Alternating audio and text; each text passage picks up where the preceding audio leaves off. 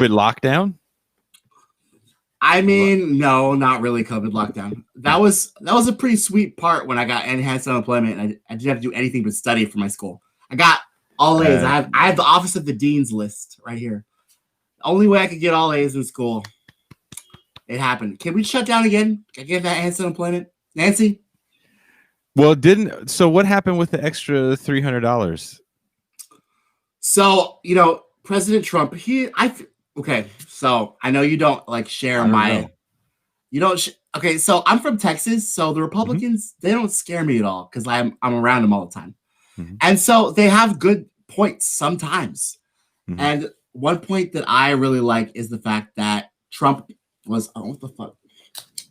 Damn it! What the fuck was this? I was smoking a cigarette, actually, a pipe or something. Do you see that shit? Okay, good. Maybe I'm just paranoid. Anyway, what was this thing? Oh yes, Trump. Okay, so he did everything he could possibly do to like make sure that we had enhanced unemployment. That he took the money out of FEMA, $300 a month, made our governor, fucking wheel his way to the FEMA desk. And at that point, Jason, remember back in the Barack Obama days when they were talking about FEMA camps? Yeah. FEMA camps! I do remember that. Their dear leader taking money from FEMA, giving it to me. I like that. But then it ran out, and then Nancy Pelosi passed her Heroes Act in May, I believe. So now, it's over. Like, what else now? Like, they won the election, and this is why I'm in pain, Jason. They won the election, right? Okay. Can we get over that now? Can we move on now? What do you think? Oh, I've been over it. I've been over it since fucking happened. I mean, I had some bets with people that were worried about some sort of like Trump takeover and got hella caught up in the bullshit of the soft coup, if you will. So I was like, no, it's done. Like you can't stand on top of 250,000 dead people or whatever it was at the time, like 220, and it not have a reverberating effect throughout your base, because there's going to be people that are touched by it negatively. So I think you always see the reactionaries are the loudest, but they're never the largest, especially in this country. How do you know with the social media? How do you know if they're the largest or not? I mean, social media, weird, right? Social media is the one place where somebody can get online and call you out of your name, but in real life, they're not going to do the same thing. Because you just might put hands on somebody, or people just aren't that bold in real life. Oh, so in real life, people are fucking cowards, obviously. I mean, what else can you explain it when you... Let's take Bernie Sanders, for instance. He endorses the woman that rigged the primaries against him. Podesta emails proved it, right? Who, Hillary Clinton? I didn't want to say her name because, she like who bad must luck not, or something. She who must like not be Candyman. Honestly, if you want to go lesser of two evils, she was evil as fuck. She literally laughed at Gaddafi's dead body. Okay, she enjoys shit like that. I see little clippings of Hillary Clinton's real life personality, and it comes out whenever she sees dead bodies of Gaddafi or Osama bin Laden. Whenever she goes into a country, a sovereign country, invades it, and blows up a SEAL Team 6 helicopter, makes them swim to another shore. So she doesn't look guilty of fucking invading a fucking country. But I mean, if you look at, go ahead, and I can't disagree with thinking Hillary Clinton is an odious individual. Like, I'm not going to sit here and disagree with you and try to challenge that analogy. Like, I know you're not. There's nothing I'm going to say, right? I'll just add this caveat, if you will. Please. Looking through the world, or looking through U.S. politics through the lens of mainstream media and, 60 plus years of Red Scare programming, even through the childhood cartoons and stuff we watched growing up. Killing the bad guy isn't necessarily a bad thing in the eyes of many. So from a humanitarian standpoint, I don't think that's cool at all. From a policy standpoint, I think it's foolish, and it's destroyed Libya. Like, she is responsible for destroying Libya. But no one's going to give that type of analysis because most people view the world through a very good, bad binary. So I think nothing exemplified that more than this presidential race, where there was people that were really liking the politics of Bernie Sanders and the rhetoric of free college and Green New Deal and all that stuff. And then when he lost, it was like, well, who's the good guy I get behind? Right. And they all got behind Joe Biden. It's the reason why, like, I went back and watched Barack Obama. I watched a couple speeches, and I actually am in the middle of like writing this short piece about Barack Obama and the back to normal politics of that 2008 era. And the front page, that wasn't the front page, but it was a big time article in the Washington Post today. It was like Kamala Harris and her husband, and I guess he's a white guy. And it's like, what does this say about mixed race couples in America? And I was like, this is the level of politics people want. They want a diverse cabinet, right? So whereas you go, I don't know. You tell me. I don't really give a shit about any of this. But when you go, war so in irrelevant. the cabinet. I mean, Exactly, Jason. That's what breaks my fucking heart. It's relevant in the sense of, I think there's more people. I think there's more people like you. I hope so. That are waking up to the fact that, like, there's bad people in office, and a return to normal is like a return to this like overly, what's the best word for it? Like conventional wisdom and social norms. That's what it is. Right. So, okay. Do you have Showtime? Mm-hmm. Or one of those apps that have Showtime, the young people in your apps. So there's a documentary. About Ronald Reagan. Mm-hmm. And I was afraid to watch it because I've only seen one pretty decent Reagan documentary, and it's just clips. There's no, it's just clips for like an hour or two of him talking and different people talking about Reagan, but not like one of those retrospective talks. It's just like clips of that era. And then everything else I've seen on him is very much revisionist. This is a very good documentary from people that worked in the campaign, biographers, and also people that were against him at the same time. And it's his rise to the presidency, and it's like 5 parts, and I'm on part 2 right now. Really, really good, because it also takes you back to that era. And when you look at Reagan, I was talking with Torrey Reed, who I'm doing a show with tomorrow, one of the people on my show tomorrow. I've heard of him. He's a good dude. His dad is Adolph Reed. Okay. Who called out Barack Obama in like 1995. So many people. Well, I mean, no one had that foresight in 95. I admit, I didn't either. I thought I was all set. Dude, when Barack Obama won in 2008, I was like, oh my God. It was like that with the Wiz. Can you feel a brand new day? We're going to save the planet. We're going to get out of the wars.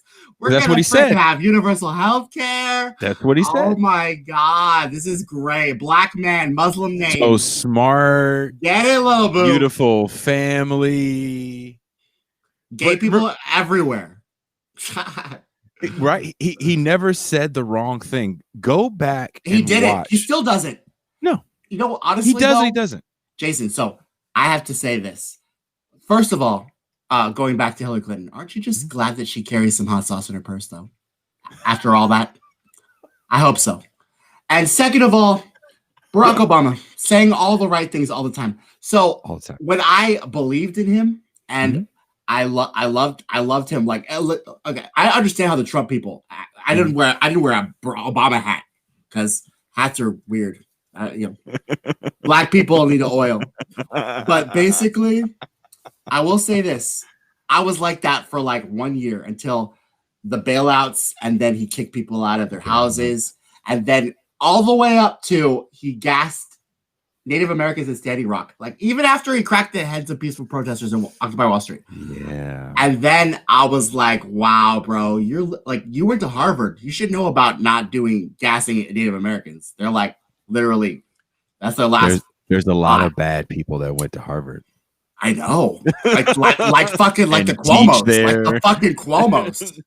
Are they Harvard people? Yeah, they are. I didn't know. Their brother. I'm sure Chris went to Yale. I'm sure Andrew guilts him about that. Yo, that's why you're not governor. A lot of people died in my state. I'm Italian, and I've been. Dude, I was watching Andrew Cuomo the other day. He won an award. He's a douchebag. Yeah. Let me see if I can break it down for you even more. He just treats the fucking journalists like little dogs. Everybody thinks it's cute because he's Italian or something. I don't know what it is. But if he became with that he's little a man of the people, right? If he came with an attitude like that to me, he would have some sass coming back to him too. Just like, well, I don't give a shit, Governor. Sick of talking about how you're a douche. I think he's full of shit. He is full of shit. Blaming Trump for his deaths. Both of these parties don't give a shit. And that's what I'm talking about with the stimulus and the vaccine. So I'm not an anti-vaxxer, but this first batch is the experimental batch. I'm just saying. My girl works in medical research, and we got into this conversation about the vaccine, and that's what she does. She actually is the person that coordinates the research for things like this, right? And she goes, "What do you call that? What is that? What is she?" She is a oh god, I'm getting so much trouble because she's like right on outside the door. Ask her. She's a research specialist, research coordinator specialist. It's one of those. It's got a lot of titles, and it just basically means middle management. Well, that's what that's what science is. Like all my liberal friends, they're all like, "Well, don't you believe in science?" I do believe in science, but I know the scientific process. And a scientific process has to do with hypothesis and testing out a hypothesis. Yeah. Okay, it took Darwin 40 fucking years to do Origin of Species. We're gonna fucking flip this shit out in a year and a half. In a week. Well, that's what she was saying. That's not a scientific process, bro. She's working not on the scientific process. She's working on an app. There's like an app base. Like, I don't know if I can talk about it, but she's working on a thing, and she's like, well, the lady that's been doing the research for this thing has been doing it for like 20 years before she got this far. And you think a vaccine is going to come out. So she was actually on the live stream last week, and she was talking because I wanted her to talk about it on air. And you have some good guests on your podcast. How do you do that? Ask. Okay. Motherfuckers are stuck at home, so I ask. Tomorrow night is going to be a night of every big name black person in academia. I try to get out because I want to call out Boys in the Hood for being right-wing propaganda. The movie? Yep. I don't even remember it. Go back and watch it. Let's see. It was what's his name? Cuba Gooding. Okay, that's what the movie is. I was thinking about Menace Society. Tyrese. Baby Boy. That was Baby Boy. Oh, he was another one. Good looking man. Him and Tyson Beckford to me look exactly the same. Really? I don't know, man. I like me some Tyrese. But anyway, I mean, I liked R. Kelly until the whole pee on you thing. Everyone did. I don't do that stuff for R. Kelly. Stay with the 13-year-old. Did you watch that whole thing on him, the documentary? I can't watch stuff like that, Jason, just because like I have a friend, he's into QAnon. I don't like ugly stuff. I'm a creator and I like creating beautiful things, and I don't like seeing ugly things. And that's probably a bad weakness I have. Well, I know you're a little younger than me, but I don't know if you remember that time when the video had came out. Mm-hmm. Like I remember where I'm from, and to me a black neighborhood is a black neighborhood. Where I'm from, the Hood Barbershop was like selling the videotape, and I remember I wanted to see because I didn't believe it. And I was like, I don't believe it. And I was going to get one. My friend was like, dude, if you watch that, you're watching child porn. Like, don't buy that. And I was like, okay, I never thought of it like that. And that's really gross. Something appealing in that to me. If you watch that thing, it's really what was interesting to me. And it kind of, and I think this kind of gets into your point about why you get so frustrated with the way things are. It's because these people have whitewashed their bad behavior. Because it's so easy too. It's easy. And R. Kelly to Hillary Clinton, and they're very different people. Not really. I don't think Hillary Clinton was peeing on anybody, but you never know. You never know. Have you ever checked out QAnon? They've got so there's this video that she's literally killing a little girl, and the detectives found out about it. I don't want to see that video, but I got duped into watching the. I know she laughs about dead Gaddafi, so that's a huge difference between a guy that most people think is a bad man. Yeah, I think most people. I don't like seeing people being hurt. That's he got sodomized. So I just feel like on camera. If you're gonna watch Gaddafi be sodomized on camera, you're gonna laugh about. Oh no, to me, it's all the same thing. To me, it's all the same thing. No, I agree. But there's something about having to understand the Gaddafi story. Like, if you watch this really good documentary by a guy named Adam Curtis, of course, it's a UK documentary called Bitter Lake. It actually tells the story of Gaddafi in Western nations, and you can understand his story a little bit more. And you'll understand his relationship to the West a little bit more when you watch that. And if more people watch that, they go, oh, well, this is why what the U.S. did was bad foreign policy. Right. And then you see, there's literally slave trading in Libya. And I don't think people really understand that, because that's not sexy news. You know what sexy news is for a lot of people? Donald Trump said X. Yeah. He said, inject yourself with disinfectant. And, okay, so this comes down to, thank you for tying that in, because this comes down to my greatest fear right now. So, you know how I'm always mad. Not having content. No, I have plenty of content with Joe Biden. I could do a Joe Biden video every week. But the thing is, the white liberals are at brunch, okay? And also, what scared me the most is the Bernie Sanders dipped out of the primaries without asking for anything. He was floating a Secretary of Labor. He did this. The $600 is Bernie Sanders. No, it wasn't. Yeah, it is. It wasn't. It was. Yeah. I promise you. Yeah, I'll promise you. Okay. Fact check it. We'll have a bet. We'll have a bet on it. $10. Bet on it. Bernie Sanders wrote that into the CARES Act. I promise you, he didn't. I promise you, it was another Democrat that was running. I forgot his name. He's a milquetoast Democrat. God damn it, who was it? Ed Markey. Somebody on the chat. No, not Ed Markey. God, who were the 25? If I saw his name, I would know. Yeah, but he was like the mayor of Massachusetts. Bernie Sanders held out on signing to get the $600 in. That was a last minute thing. So, Jason, there is a dubious disagreement that I'm gonna have with you on that. Okay. Because they all voted by voice vote. Okay, it was unanimous. It is the most upward transfer of wealth since the Gilded Age. It gave $600 enhanced unemployment for a limited time and ran out when we needed it the most. So it was only for 6 weeks, right? That was the agreement. It was a Trojan horse to funnel the wealth to the top 1%. Bernie Sanders. Okay, well, we can agree to disagree. We can still be progressives and agree and disagree about that. That's not my purity test. But I will say, my purity test is: do you want legalized marijuana? Do you want Medicare for all? Do you want a Green New Deal? So Bernie Sanders didn't ask for anything, right? He got frozen out of the cabinet.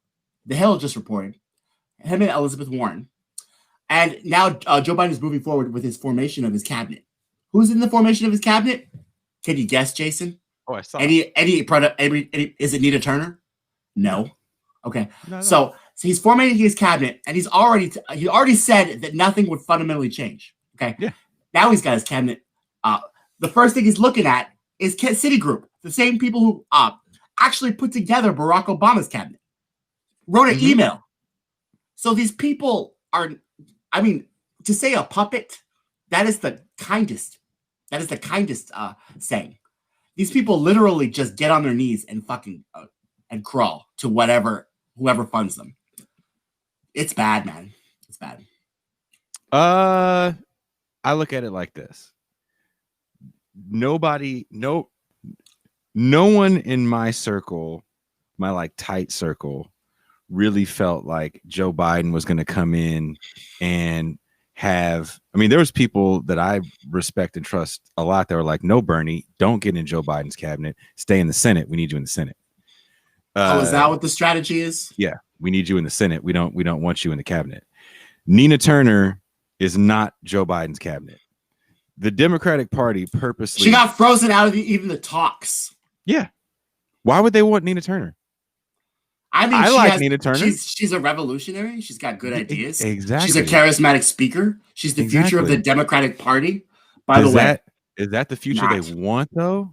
Is that the future they want? Because this big tent party is not a big tent. It's a corporate neoliberal. John Ossoff is who they think the future of the Democratic Party is, and Pete Buttigieg. And Joe Kennedy. Yeah, I know. I get that. Right? All milquetoast white-ass boys from Massachusetts. They're lame. Joe Biden's in training. Joe Biden's in training. Hey, when you watch that, when you watch that Reagan documentary, the second one ends. They ask like, who's going to be the next Democratic person in the to run? Who's the future of the Democratic Party? And this one guy goes, "Watch this young progressive Democrat named Joe Biden out of Delaware." 40 years later. How funny is that? To sum it all up, you guys are all cucks, and I hope you're happy. I hope you're happy. I hope you're happy now. I hope you're happy till the end. Now I know how Elphaba felt in Wicked. I'm gonna try defying gravity because you can't bring me down. You know what I'm saying? That's again. I feel like there's nothing Joe Biden and his administration has done that has surprised me. The one thing that I have hope for, the DSA won, like, was it 75% of their elections, local and federal. That's huge because there's some judges that got in there. So that's huge. If you want to call it the squad, because there's people they don't include in that, which I mean, all of them voted for the fucking upward transfer of wealth, not since the Gilded Age. Are they even progressives anymore? Yes. Or is yeah? There's a difference between politics and hope. Is and there? We can't. Yes, huge. This is an old black myth that keeps us. I feel that made us assimilate into the Democratic Party. If I might pose that, because I feel like. I mean, I don't really have much to say about it. I just have a theory because we seem to hope a lot, and we had those black gospel choirs. They were very inspirational. They made us, and we sang in the fields as the master was like owning the lands, and we were super like we coexist and we cohabitate and we inspire ourselves, and we work hard. We're the hardest working motherfuckers ever. The fucking South agriculture was built on our backs. At the same time, we work so hard, and then we delude ourselves into thinking that it makes any fucking difference because we hope so much. That's how I feel. Or am I just being a nihilist? Little nihilistic. I just feel like we're being taken advantage of it. I mean, weren't we just taking advantage of right now at this minute with Joe Biden? He just pretty much said you ain't black if you don't vote for him. He smacked us around the entire time. He literally in South Carolina, he said he's gonna put you all back in chains. But here's the thing. Have you seen all the racist shit he said? I don't look at my vote. He thinks of us like a fucking like. But But my vote is more of a strategic tool than it is my endorsement. Conscience? Yeah, more of my It's like this. I don't believe in this man's leadership one bit, but I know he is better than this guy. And there's more we can do strategically to fight against this man that actually has beliefs, a belief system, even if I don't agree with his belief system is to go to Iraq and take your children with but him. He has a belief system that you can fight. Donald Trump doesn't. And because he kind of swayed with whatever he felt popular opinion was, he did really crazy shit, right? But Jason, you didn't like that shit? You didn't like that shit? And didn't it come out okay? It came out okay. No, not really. I mean, the First Step Act, that black woman out of jail. Okay, he was gonna fucking outmatch Mitch McConnell. The First Step Act got a lot of pushback from the ACLU. So if you look, the ACLU, what has Malcolm X said about the ACLU and the NAACP? Token progress. What he said 60 years ago is not relative to their argument, and a lot of other people that actually fight for the rights of incarcerated people now were against the First Step Act, because the First Step Act was a way to get a lot of white collar crime off. And if you look at who actually got freed, they don't look like us. So between coronavirus keeping people locked up because they can't get out, like in my state, California, every county sued the prison system so they can't just release people. So motherfuckers have to wait, quarantine, then go. And the horror stories that I've heard from San Quentin, because I worked in that world, are it will put tears to your eyes, brother. Tears to your eyes. What stories? What are you talking about? Like nurses having to decide who lives and who dies because the ambulance is too full to take people, and the ambulance driver goes, look, I only got room for one more. Who lives, who dies? And literally the person that didn't get in the ambulance died. People quitting because they're tired of picking up dead bodies in the cells.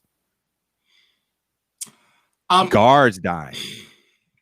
That is sad stuff. It's hey, who didn't give us healthcare during a pandemic?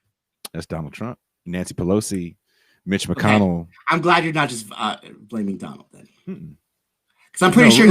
I'm pretty sure he would have gone along. He would have gone along with it. He would have gone along with anything to get reelected. He was an empty vessel, and an empty vessel is better than ideological corporate neoliberalists. All he would have had to do was go healthcare, money, whatever. But he's a character in a cartoon, literally. And he's going to play that character until the bitter end. And when everyone was like, oh, he's going to do this, I was like, no, he's not. This is just part of his character. He's watch pro wrestling. He is the 80s pro wrestling personified. I am the heel. I'm the lovable heel. The lovable heel, huh? And he preaches to the people that love the lovable heel. Okay. Well, thank you. You know what? Thank you for like debating this with me, because I know this is probably a controversial issue. I don't really talk a lot about this much, like in depth, about the path of after we were emancipated. The path. I feel like we assimilated and we didn't. Every other fucking race, the Irish, and they all had their shit. The police officers and shit like that. And then what do? We were the what? We stayed on the crops, and then I feel okay. So this sending you things to read. Do you understand? I know. Do you understand my point right now, though? Yeah. You keep saying it's a strategical vote, but when is it going to benefit us? That's what I'm saying. That's my. You know what? I didn't vote for either person. You didn't? No. Okay. Well, cool. If you voted for Joe, I wouldn't have judged you. My fight is with them, but I'm trying to understand people's minds. I'm trying. I live in California. And by the way, Shahid Buttar got destroyed. Yeah. So people like Nancy Pelosi. Why? She doesn't do a goddamn thing. He also had you know what the problem? Not one goddamn thing. I'll tell you what the problem with Shahid is. First of all, she was shut out. She was nominated again, but he got shut out. He got shut out on a media shutout on another level. By the time he got on the front page of our paper here in San Francisco, he finally made the front page for calling her out. A very good article. The 7 days later, this bullshit scandal comes out about him being mean to staffers and asking. Oh, they got the Klobuchar? But it wasn't even like on some Amy Klobuchar throwing stapler shit. It was on some he was belittling shit. And volunteering for that campaign, being around him as much as I was around him, he's really not that guy. I will say he's really, really intelligent.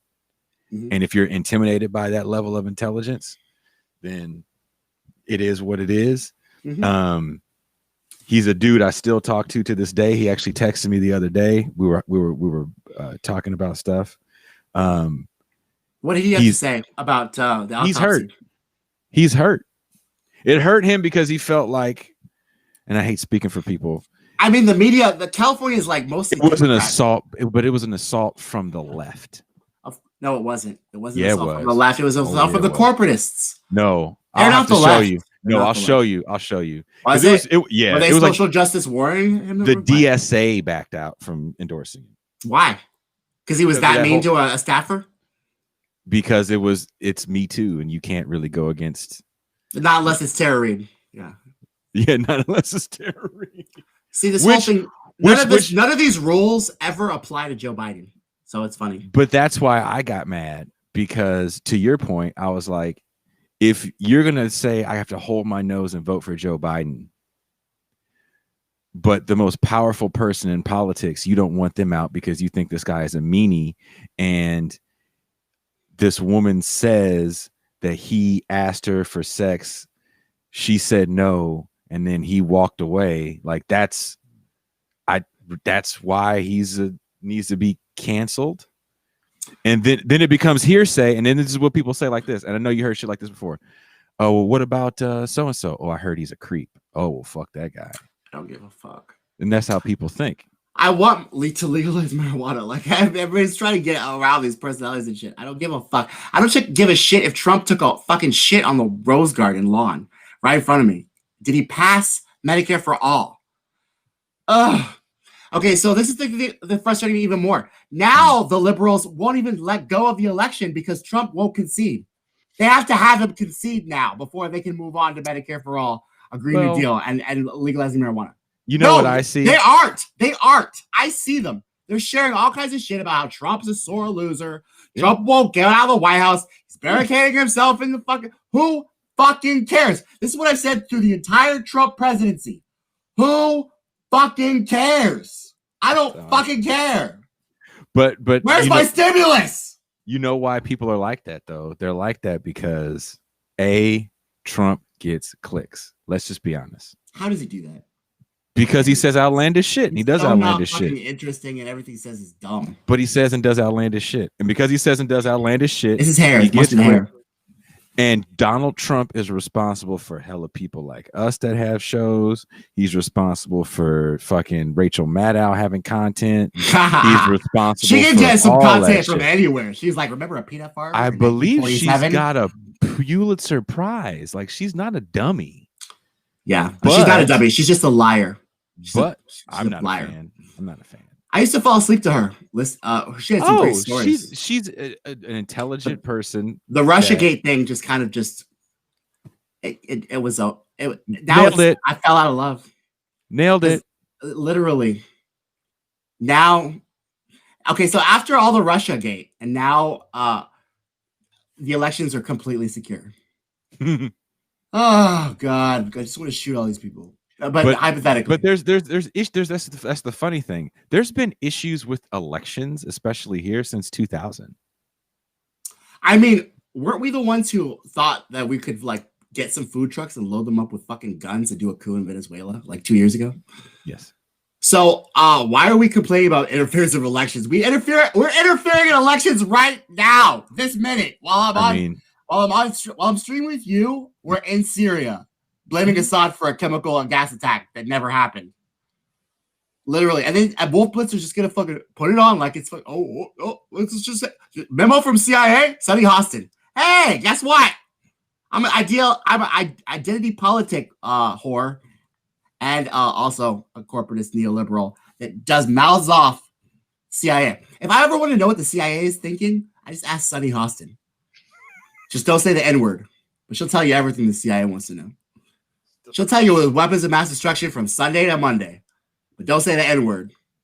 All right, make sure the vice president's a female. But let's drone strike some Yemen, and let's drone strike some Syria. Let's kill those kids back in Baghdad. Let's bomb Iran. Ask the average person. Don't say nigger though. Ask the average person though, like, hey, do you know where Yemen is? Do you know what's going on? Do you know our relationship to Saudi Arabia? Do you know our relationship to Israel and Palestine? I don't know if you saw this recently. There was this guy, he was trolling a bunch of Trump people, and they were protesting something, probably masks. And he walks up to me and goes, hey, can I get a free Palestine from you guys? And they're like, fuck yeah, free Palestine. But they're wearing all their Trump shit. It's like cats don't know a lot of this shit. So why do they choose a side then if they don't know anything? You think just bandwagon mentality, team sports and shit? I think my father was a red, so I'm a red. It's more good and bad. My pappy. No, it's more good and bad. I want to be the good team.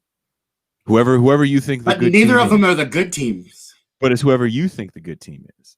Okay, so this is when we get out of reality and go into my fucking imagination land and pretend that these parties didn't cover up torture and surveil us and then fucking make the fucking Bush tax cut permanent and then fucking crack the heads of peaceful protesters Wall Street. It goes back to we have to pretend all that isn't true.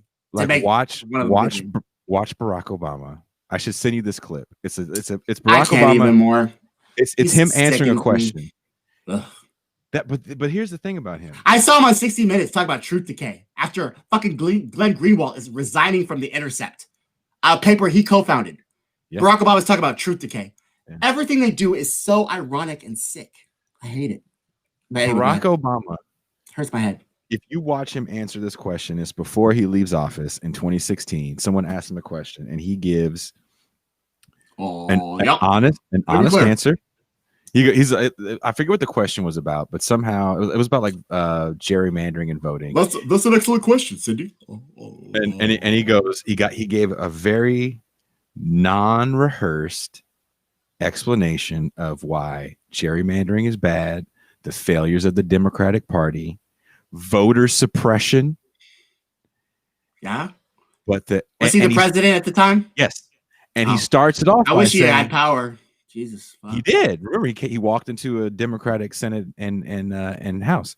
So he goes. He did. And gave us fucking the Republican healthcare plan. Yeah. That was nice. But when he goes, you know me from being an organizer. So he gives you this great, beautiful soliloquy, and he ends it with, and if you really want fundamental change, you gotta vote. Oh yeah? We voted for you, like, bitch. Remember we voted for you? But that's the thing. For the man that says, I got my start in politics by organizing and rallying and forcing people to do things for the people, to come back and say that all you have to do if you want fundamental change is vote, like, that's bullshit. That's bullshit. Of course it is. Everything they say is bullshit, though. But the way he says it, the way it's very West Wing-esque. And when you watch all that Aaron Sorkin shit, you're like, oh, this is why people love this dude. We are both black men that have family members that love Barack Obama. There's somebody in your family that has a Barack Obama picture somewhere in the fucking house. My freaking parents, because they're boomers and college was affordable, they don't have anything to worry about. They got a fucking retirement pension. They're milking, and all they can do is fucking watch TV and talk about like what the fuck and suit he has. I'm fucking paying $8,000 a semester for my fucking college, and fucking trying to find a fucking livable wage so I can fucking not even take care of a family, but fucking put a roof over my fucking head and have enough to time to time store some lines in the bathroom, just like a good gay guy does. Just kidding. That was my old self. I'm good. I'm recovered. But anyway, if I so choose, the point is cocaine was free back then. It was in Coca-Cola. And their college was affordable. Their houses were $6,000. I think it was college that was free, and cocaine might have been affordable. Okay. Either way, I don't got any of it. I don't got cocaine. I don't got housing. I don't got a mortgage. And if I asked Barack Obama for a house, he'd say, "Oh, did you pay those bad faulty loans? I bailed out Wall Street, and I'm gonna kick you out of your house." Barack Obama approved this message. Hey, let me be clear: you can keep your doctor, but you can't keep your house. No, he'd say, "Who is gigantic boner?" What? Gigantic boner? Yeah. Yeah. That's inappropriate. Become a welder and make $80,000 a year debt free. Oh, that's something a Republican would say. Learn some skills. Learn some skills, poor. Pull yourself up by the bootstraps. But Barack Obama he called himself a moderate Republican at one time. Remember that? After he passed the Mitt Romney healthcare plan, he was like, "Oh, I govern in a way that the Republicans were super racist." He definitely did. He did. So there's no reason why any Republican should ever be pissed off at Barack Obama, because he governed in a conservative way. He literally made the Bush tax cuts permanent. Yeah. And then he continued the Patriot Act. And then he added a surveillance plan on top of that. That like Newt Gingrich probably jizzed on his fucking surveillance. Think about the money Republicans raise whenever a Democrat like that does. Oh, I know. It's all about fundraising. That's why Nancy Pelosi is the House Speaker. I don't know who this. They don't do a goddamn thing. I'm glad you install conveyor systems for Amazon and UPS. I'm glad that you make $80,000 a year. Whoever this gigantic boner is, like, it's wonderful. What are you talking about, gigantic boner? It's on your chat. Your Twitch. Oh, is it? I don't even go to Twitch. Hey guys, y'all gaming? Oh, they're always after me, Lucky Charms. Gigantic boner. Call me after this. Like, I don't. Are you Latino too? Just kidding. Anyway, so yeah, so we're all gonna die, and we're the time that Joe Biden escapes from his holdings in Burisma, the energy company, to curb climate change, we're all gonna be dead from ozone and pollution. 5 years later. My point is, Jason, what do we do now? Is there so now you voted, or you didn't vote for him, but we all voted wisely and with our investments, and now what? So what? I mean, the things that I voted for, actually, some of them lost, and they're really big losses for everyone. They're big labor losses. Yes. Proposition 22 here in California was a huge loss for labor, and we're gonna feel it. People across the country are going to feel it, because the first thing that happened once the bill did pass was an email got sent out to anyone that used those apps in California. And the president of DoorDash, the CEO, is like, you know what, this is going to be our model across the country. We want to take this everywhere, which is basically denying certain employee protections and calling everyone a contractor. Yeah, right to work. So, yeah, sounds Republican. That's what they do in Texas. Right to work. Yeah. Well, they say right to work, but what they mean is right to fire you and for any part of Joe Biden's platform is getting rid of right to work states. Really? Yeah. Well, maybe he can hook up with some segregationists and make that happen, just like he did in the old days. That guy. What a guy. That was a long time ago. You know the thing. Look here, fat. That was a long time ago. Look here. Look here, fat. You know the thing. You want to do some push-ups? He said this was push-ups. I was a Delaware swimmer. I rode the train 5 times a day. That makes me a good person. For shits and giggles, I do watch that video of him talking about his hair. No, what's the black guy's name? Pork chop. Corn pop. I said pork chop. Oh yeah, that's the story, bro. That is the best story of the world. It's kind of violent if you fucking just listen to him. Let's talk about the razors. Yes, yeah. That's called vandalism, Joe. That's awesome. Do people know you commit crimes when you were in a colored pool? Sure. Do the crimes count when you lifeguard a colored pool? When you call a black kid Esther Williams from the 40s, Joe? Fucking went right back to the 40s with that. Hey, Esther! Who the fuck is Esther, Joe? Hey, Lucille Ball! Hey, Desi! Joe, this is 2020, Joe. I'm sorry I called you Esther Williams. I'm sorry I called you Esther Williams. I reckon this is a colored pool. You want to touch my hairy legs? They glitter in the sun. Corn Pop was a bad dude. How bad was the dude? Bad was the dude.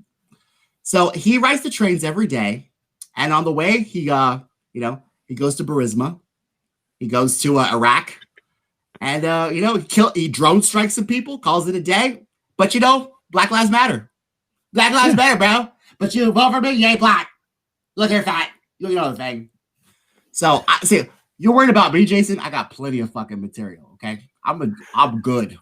I'm good. But back to the whole Joe Biden and me, bro, together. But people want a good bad guy thing. That's the problem, that people don't look at politics from the standpoint of like, this is because the media, bad guys. The media does whoever's the good guy or the bad guy. They decide, and all of the sheep decide to go with that. It's now you have different media for different things. Like if I want to see my centrist that I think are far left views, I'll watch MSNBC. If I want to see more liberal right wingers, I'll go to CNN. If I really hate colored people, liberal I'll go to right-wingers. Yeah, that's what I call them. Okay, so what do you mean by what do you mean by okay? So what do you mean by centrist? I never understood what that was. So you're like kind of in favor of people's rights, but not. You're just in the middle of that. I don't know. I think what happens when you're a centrist? So somebody hit me up the other day about listening to their podcast, and it's called, I'm not even gonna say the name, and I was like, are you a centrist? Because the name sounded very centrist, and they were like, no, we're truth tellers. And I was like, well, that's a very relative term. I can disagree with you. It doesn't mean you're lying. It just, we have differing opinions. No, you see, I already got you. It's in the name. Truth teller. You're wrong. So I listened to about a half hour of their show, and I didn't find them to be very leftist at all. It sounded like a show where they watch other shows and then pontificate on what they watched someone else pontificate on, which is really bad. If you do this kind of stuff, you should it's hearsay. Reading the paper yourself and consuming your own media, not watching Sam Cedar talk about Fox News. Honestly, the less you watch the media, the more to just watch what's going on. I mean, I read a few papers. I get Business Insider. I get the LA Times. I get the San Francisco Chronicle, and I read those every day. I mean, I'm not saying it's bad to listen to someone else's opinion. I do. I appreciate people listening to mine, but you know, if you want to like actually like come to a conclusion or anything like that, like listening to the news. Yeah, but you know what I mean? Like, and they kind of had this more like, and they said something along the lines of like, we go across the aisle. And I was like, well, that's more of a term that you would use if you were literally in Congress. Like, you're not in Congress. You're just two dudes talking about what you think Congress is. And so, you know, centrist to me felt like you're not really taking a real definitive stand, and you don't have that much of an ideology that you really want to say is your ideology, because you want to be down the middle, right? You're like, well, I see both sides. Yeah, if the Jews were baking in the oven, you wouldn't open the door and let them out. You would still be like, it's the law. You're a Jew, and you're gonna have to burn until we could change that law incrementally. That's a fair assessment to me of that mentality, where it's like they're the type of people that say things like, well, I don't want to pass judgment till I see the whole tape. Right. It's the like, whole tape of what? Yeah, like what do you have to see that's going to make you say, well, now I know why he shot that guy in cold blood? It's like, that's the Republicans. Way better now. Republicans love authority, bro. There's so much. Oh my god. Why do they like it so much? In the same way. Oh, I know, because they're all the same little monkeys. They're all the loyalists. Just like back in the day, there were these people who dressed up like Indians and fucking put the tea up the harbor, and then there were the people who were loyal to King George. We had to fucking hang them from trees. We should do that again. I'm not even joking, but hypothetically, I don't know, man. Anyway, King George was handing out freedom to black people. Oh, dude, everybody was handing out freedom to black people when there was war happening. Then we went back to slavery. White people. Always. Not. But, you know, now, you know, that we're free, now we can enjoy our freedom with the poor white people that are being oppressed, as well as us, as the money gets funneled to the top 1%. And we don't have a living wage, and then we get penalized for what we put in our bodies. So we're free now? No, we're not. Well, now we just share it. It's hard to give it living wage when there's a genius on share the slaves. Everybody should be a welder. That's how you can't get a living wage when the genius says, yeah, you know, go be a welder and make $80K a year. Because, you know, the answer to everyone's problem is if we're all welders. Yeah, that is. Learn some skills. So what is the answer, though? Okay, that's the fake conventional wisdom. What's the answer? How do we get out of this without the politicians being uncorrupted? Because obviously we don't care about the politicians being corrupted. You mean how do we navigate through the next 4 years of Joe Biden? Yes. Oh my God, I've been asking that. That's the only thing I've been asking, Jason. My God.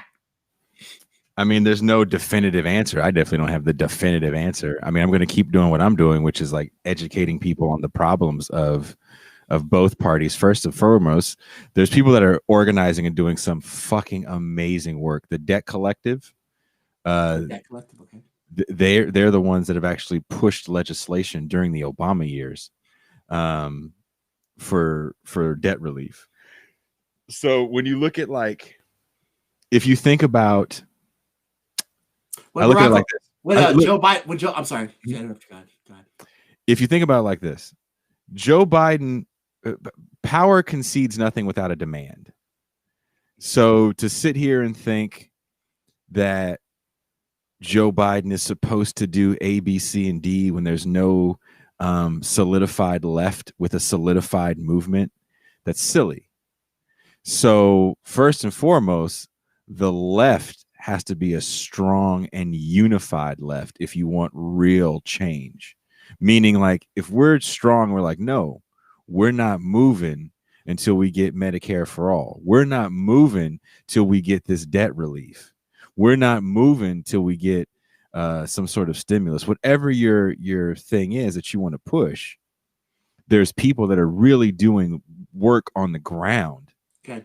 And making shit happen. Like, Gavin Newsom didn't wake up one day, our governor here in California, and say, you know, I have all these empty hotels here. I should put homeless people in it because I care about their well-being. No, he was pushed by activists that had a real movement, and they were doing things on the ground to make him move. So I'm glad there's still people like that. There's I was just talking to Richard Opowski, the special contributor, about, like, you know how there was Martin Luther King and Malcolm X and people willing to die for what they believed in. And now I feel like just the social media era has gotten us so close, but we're still, but it's taken away, like, part of us, the part of courageousness. And, you know, like, you can't even look at people's eyes anymore because, like, they're on their phones all the time. Like, if you look at someone in the eyes, they think you're being aggressive. Like, if you direct contact people in a way, they think you're being. It's a weird kind of a dilemma that we're at here with the millennials right now. I feel, I don't know what we're gonna do about that. I feel like it's kind of wussed us out too. But there's something to be said about that, because they're also the same ones that are a part of some of these movements. I mean, I literally worked with some of them at these homeless shelters here, and I see them on their own. Like the other day, I'm moving out of my studio in West Oakland, and the other day they're doing free AIDS testing for the homeless. And for your AIDS test, they're giving you a safety kit with clean needles and condoms and a dinner. And this isn't a church. Yeah, it better be dinner if you're gonna pump me with a needle. I want dinner. But you know what I mean? Like, there's people trying to do the work. They're trying to make things happen. And they're not just doing this because it's Thanksgiving. They're like, no, there's a problem. Yeah, because Barack Obama would do it because it was Thanksgiving. I have definitely seen people do stuff. That's a whole nother conversation. But I can't wait to see what Barack Obama does for Thanksgiving. It's gonna be fucking great. Feed some homeless people with his kids, and he's gonna oh my god, it's gonna be so Hallmark, bro. Meanwhile, he fucking killed. It's beyond Hallmark. Watch this speech. He's a human card. He's a human Hallmark card. He's beyond that. Watch this speech he gives. It's, and I'm not saying this as like a fan. I'm saying this as someone that understands. In my lifetime, 43 years, he is the most I don't want to say well-spoken. It was so funny to see him talk about how Trump was an existential threat. Trump gets COVID. When Trump got COVID, he was like, that was the best. He had to say he wants Trump to get better. That's what happens when you're so fake. Something comes along like that. That was just for Barack. I bet Trump got COVID just for Barack Obama. I don't feel like he's fake, though. I don't think it's. You don't feel like he's fake, even though he says everything that he doesn't mean and does the exact opposite of everything he says. Does he? He does the exact opposite of everything he says. Everything. Give me an example where he doesn't. We're gonna have universal health care. We didn't. We're gonna get out of the wars. You're gonna have access. You can keep your doctor. We didn't. I'm not spying on you. He was. I'm going to make the Bush tax cut permanent. He did. I'm going to get rid of fucking Patriot Act. He fucking extended it. Yeah. Everything the fucking guy says is the exact opposite, especially when he says, let me be clear. When he says, let me be clear, what that means is I'm fucking lying to you. And you better not believe me, you fucking idiot. Lying about what, though? Let me be clear, you keep your doctor. Let me be clear. I'm not going to raise your taxes. I'm going to fine you for having healthcare you don't. I know people don't have. I mean, let me be clear. But I know people that kept their doctor, so it's not a lie. Okay. If you're gonna play spin like that, okay. It's if you're gonna pretend like this wasn't just a complete bailout to health insurance companies, they mix and match their premiums around, and then some people fell into place and some people didn't have healthcare anymore. Okay, I guess it's not a lie. You're right. My bad. No, it's not a lie. I don't have healthcare. I don't have healthcare. I mean, at the end of the day, but it's hold bullshit. He might as well just shit in my mouth. Oh, God. Wow, I hope he doesn't. But I don't have healthcare, and that's the thing. Like, to say someone is this when we create these people as horrible creatures, they're monsters. I'm created. And that's how you keep getting these. It is what it is, Bo. It is what it is. Because the narrative is just so silly, and it has no real nuance to it. It's just like, I don't like this guy, and he's an evil monster. I don't think he's an evil monster. Yes, really? Yes. You really? He gassed Native Americans. He didn't gas Native Americans. He said he's gonna let it play out. Remember this? Oh, I gotta show you the Flint video when he's drinking the water. God, can I find that? Where he puts the water to his lips. Yeah. Hey, I don't usually do stunts here. Okay, so look at it, Jason. You're gonna honestly tell me you don't think Barack Obama's a monster after that? You don't think so? You don't think he's a sociopath, narcissist? No. That's saying a lot. He literally made you think the water was fine and you got lead poisoning. He didn't make me think. But he's not a monster. No, the people in Flint knew the water. You know what I mean? I'm not talking about you. I'm talking about he made the collective partisan sheep mind think that the water was fine. They drank it. They probably drank more of it. Probably got more sick. You got to see. That's the thing. That's that revisionist. I have to make him an evil man that did this horrible thing. How am I making him an evil man? He advertised. He's at the bully pulpit. Can I finish? I'm sorry. You're right. I'm sorry. I apologize. The people there already knew the water was bad. That's why he was there. The president didn't just come down there because he wanted to drink some shitty water. It was already a thing. It had been a thing since what, 2012 or 2010? I want to say 2012. They've had undrinkable water since like 2012. I think that's when Rick Snyder turned the switch. So by the time Barack Obama comes there at the end of his presidency and drinks the water, it was such a middle finger to the black people in Flint that a ton of people in that area in 2016 left the presidency. What do you call it? They didn't vote for president.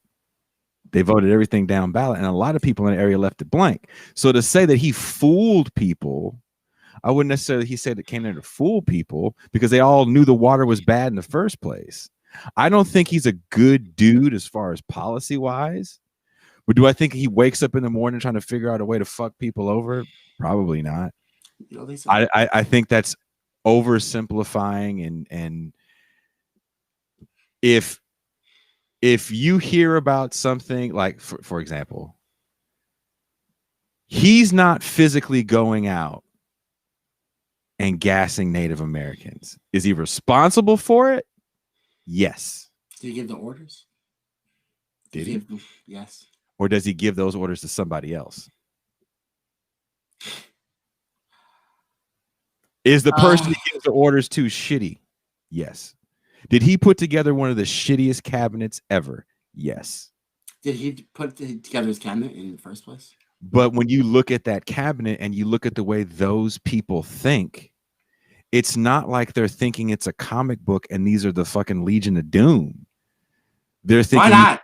Because they're highly educated people that come from a certain background, and Obama is an education guy, and he puts together a cabinet of people that he feels are qualified. That Citigroup felt.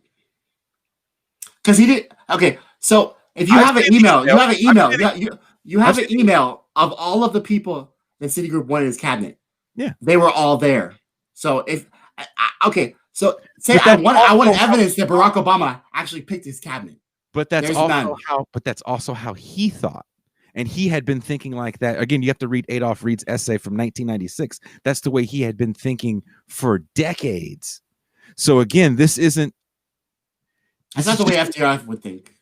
He's not FDR. Or I know. But you don't have to tell me that. I know. FDR was not president during the financialization of this country. So he couldn't foresee what that was going to look like. So if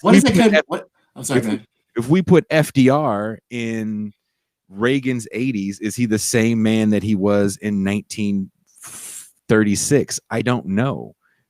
FDR had to be a traitor to his class. You told me for him to be the president that he is today, or that he's looked at today. And that's huge. No one has been a traitor to their class, really, when we go back and look at presidents. If you start looking from just your time when you were alive, who was the first president? If it's Ronald Reagan, then start looking at Reagan. Go watch that documentary and see the transformation from Reagan, whose parents were employed during the FDR WPA work programs. He was a Democrat until he meets Nancy, whose dad was a racist far-right Republican before there was really racist far-right Republicans, and gets him into this small government shit. And then Reagan just kind of becomes a guy that's reading the cue cards, and that's a whole other ball of wax. But when it comes down to them being like these horrible, evil individuals that want to sit around and fucking just bomb people, I'm not saying that either. I don't think they see the world that way. I think you're kind of So in my defense, I feel like you're kind of caricaturing my opinion. I don't think that they wake up and want to do that. I feel like they're paid by Citigroup. Their Citigroup funds their war chest. Citigroup makes sure they get elected. Citigroup makes sure they have all of their necessities and resources and all of their staff. Okay. So if Citigroup wants you to do something, you do it. You don't ask questions. You do it. So did he wake up, wanted to gas Native Americans in Standing Rock? No. But did Goldman Sachs say, we need a pipeline through this bitch? What are you going to do, Barack? He said, Daddy, I'm going to fucking gas the Native Americans, Daddy. That's what he said. Okay, so it's not like he's a horrible monster like that. He's a spineless, coward, gutless, no principle, no value, autonomous sponge. He's a I wouldn't say he's a bootlicking corporate puppet. That's what I'm saying. So that's what I mean. Not like he's a okay. So just to differentiate, I wouldn't say that.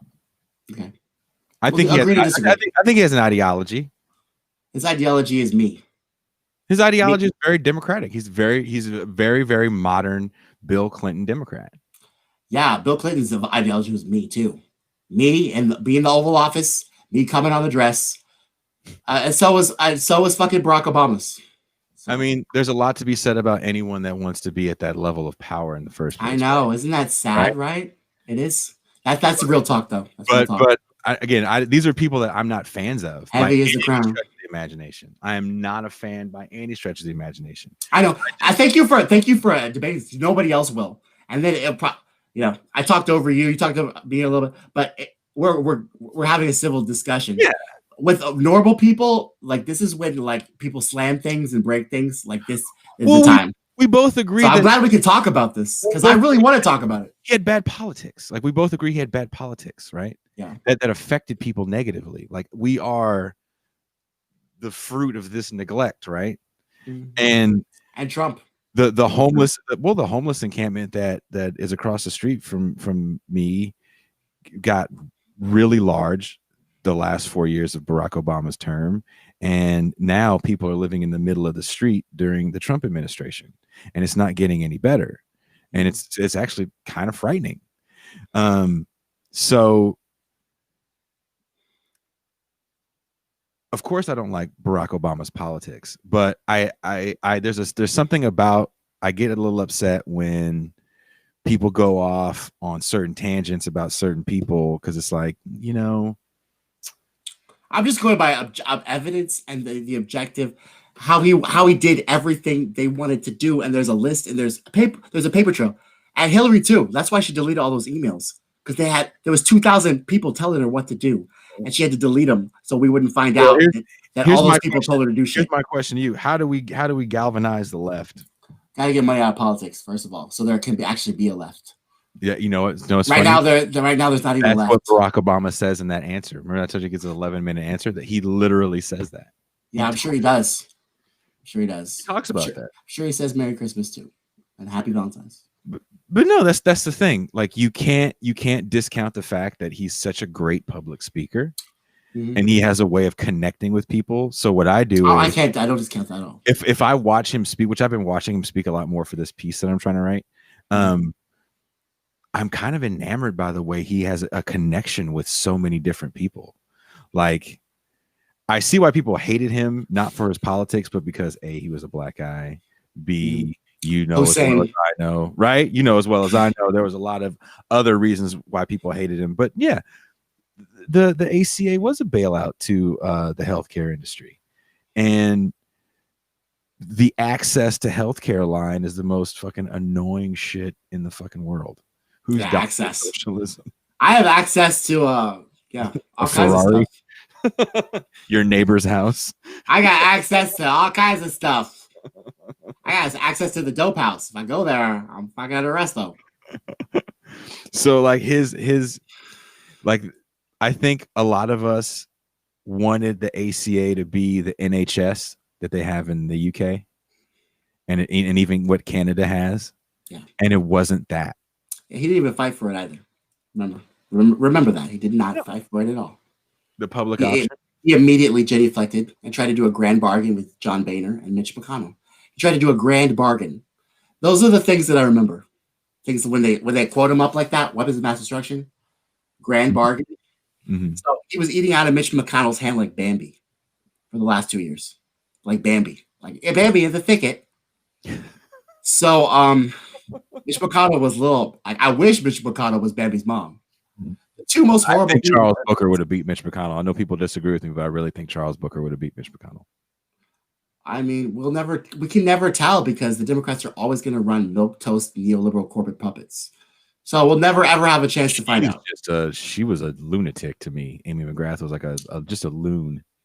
I mean, isn't everybody in Kentucky? They're cold. They're cold, smoldered faces. Hey, Mitch McConnell's gonna make me richer. Mitch McConnell's gonna feed my family. He's the richest guy in Kentucky. I don't know how that happened. But see, that's what's so funny about politics that I think people forget is when you think about a guy like Jim Clyburn, you're like, how does Jim Clyburn have that many votes?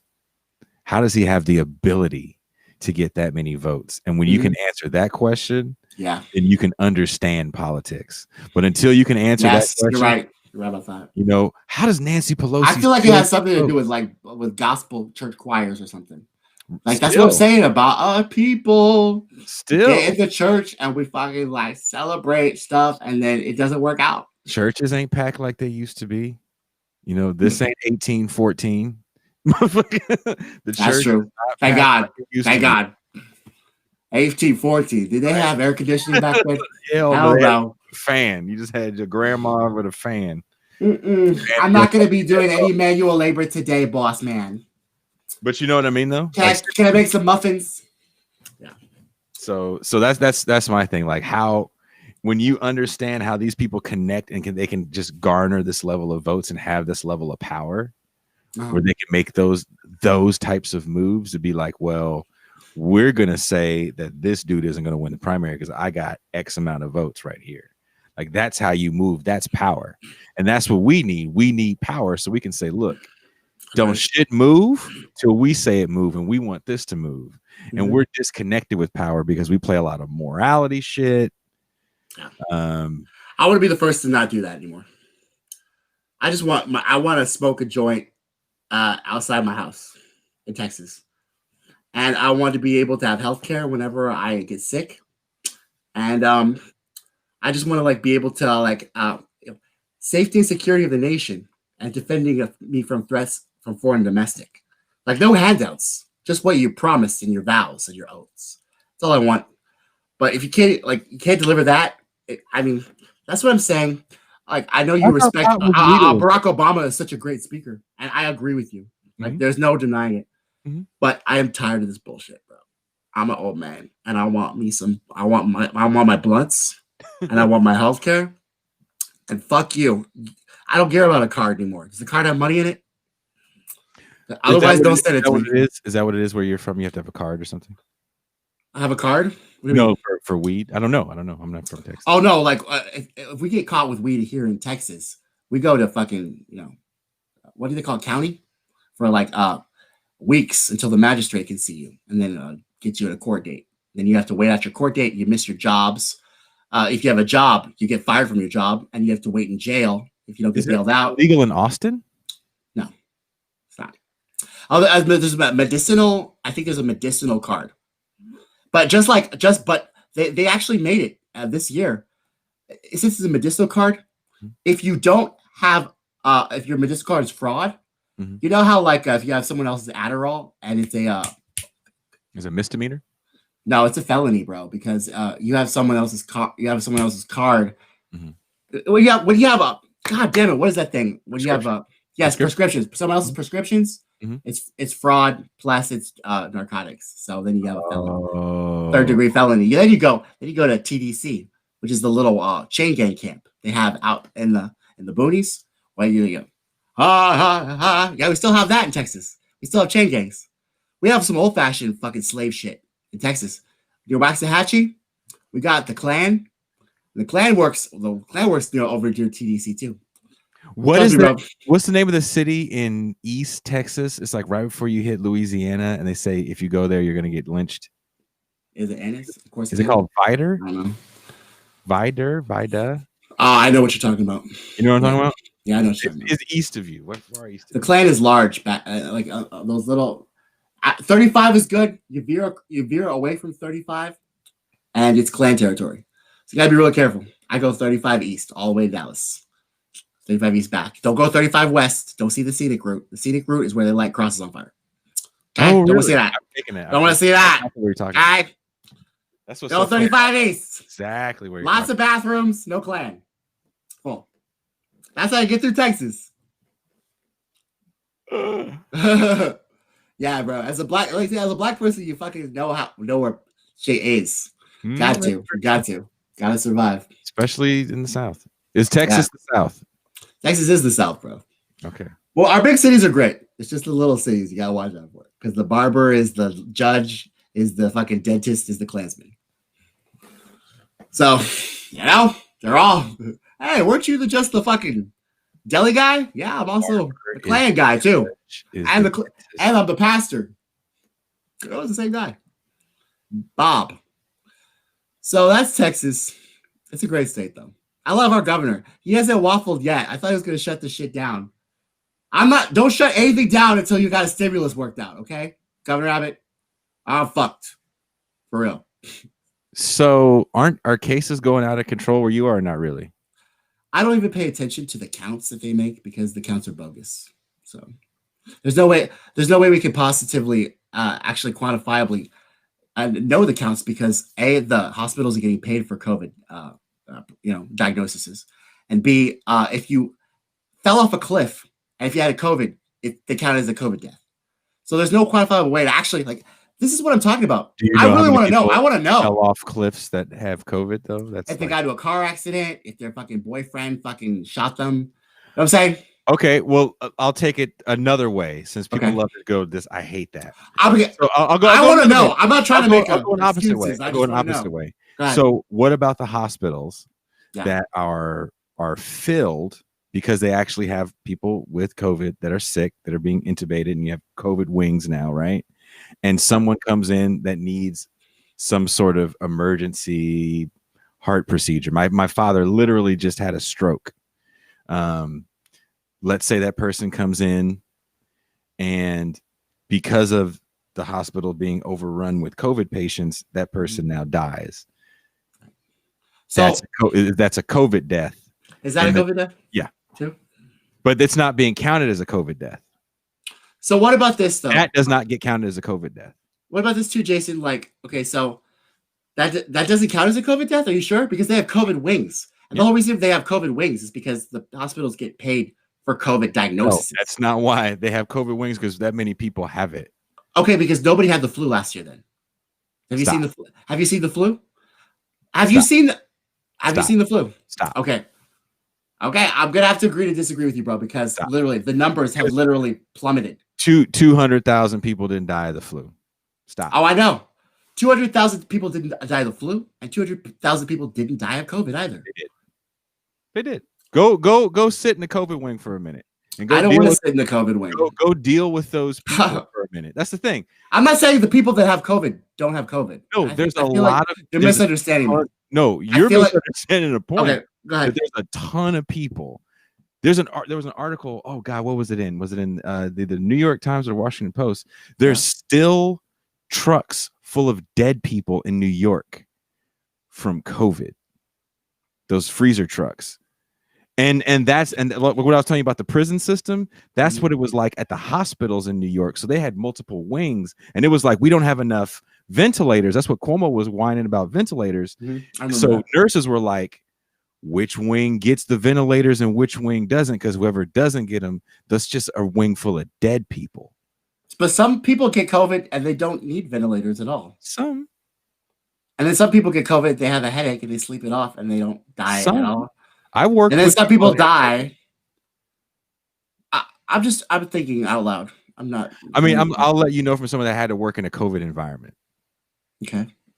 And it's not a fun environment because it's a very scary. I'm not saying it's a fun environment. I'm just saying there's an incentive to have COVID accounts. There's not. Stop. I mean, USA Today and The Hill already reported it. They do get money from the government for COVID diagnosis. They do. So that's a fact. So you think in your heart of hearts, you think that if someone comes in with a heart condition, a doctor's going to put it's COVID? Look, the thing about me is I don't think like in my heart of hearts about any of this. I think objectively and logically. Okay, think logically.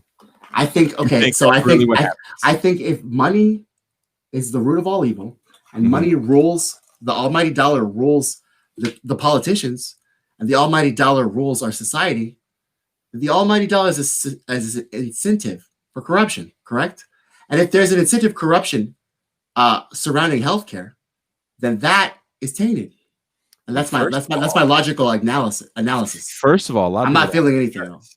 A lot of people don't have insurance, so there's a lot of people that get turned away. Yeah, that's what could lead to deaths. We're not counting them. That could lead to deaths. You die on the street, you're not a COVID death. Like, I'm not trying to prove any point or anything. I'm trying to think logically. You know what I mean? Like, just so you know, I don't have a narrative. You know what I mean? Like, these homeless people that drop dead across the street from me, nobody's going to like test him for COVID because there's a big payout at the end of the day for that. Like, no, he's just dead. Get rid of him. Yeah, but the hospitals get paid for COVID diagnoses, though. It's not what you think it is. That's an oversimplification.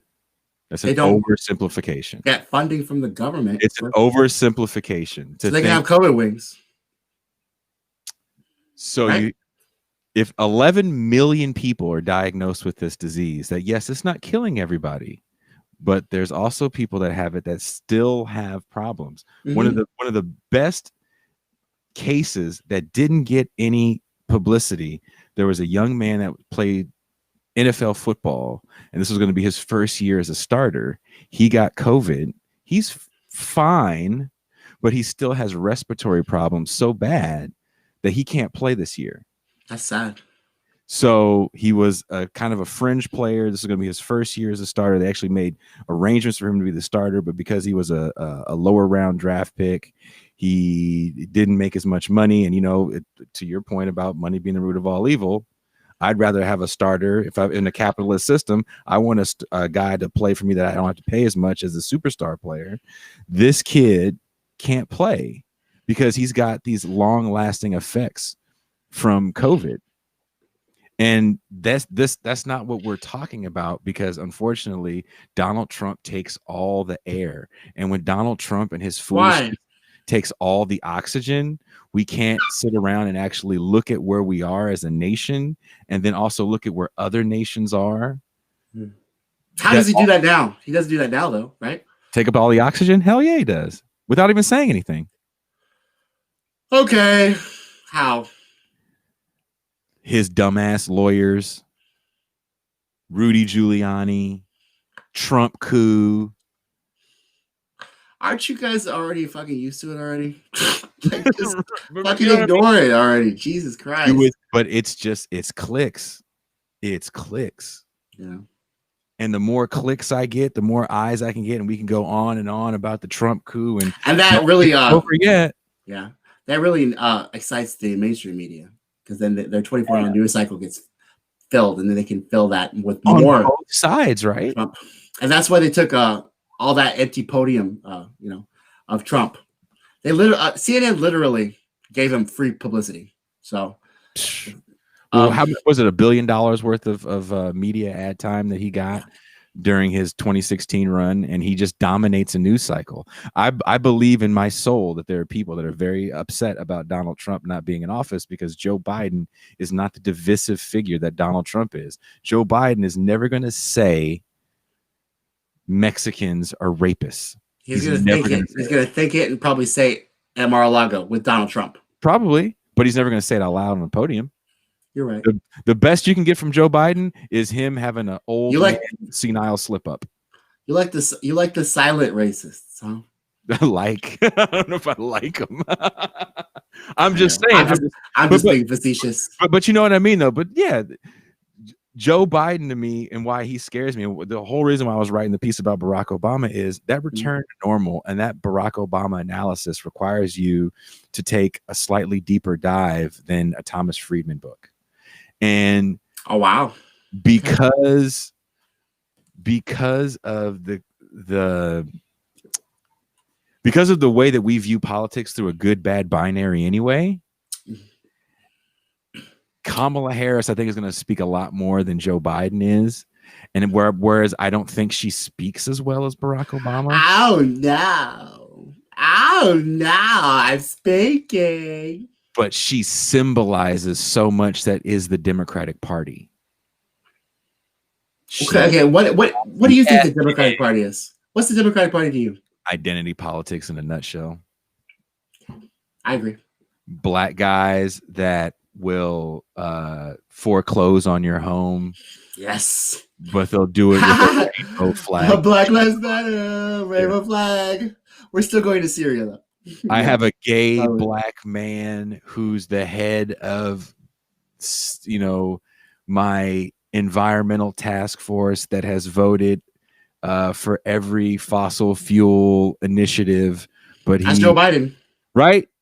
So that's the Democratic Party to me when I say identity politics in a nutshell. So I just hope you know that, like, even though we might have our disagreements about what exactly COVID is, and I don't have a narrative. I just want to assure you that I'm just trying to get to the bottom of it, because I know all these people are liars.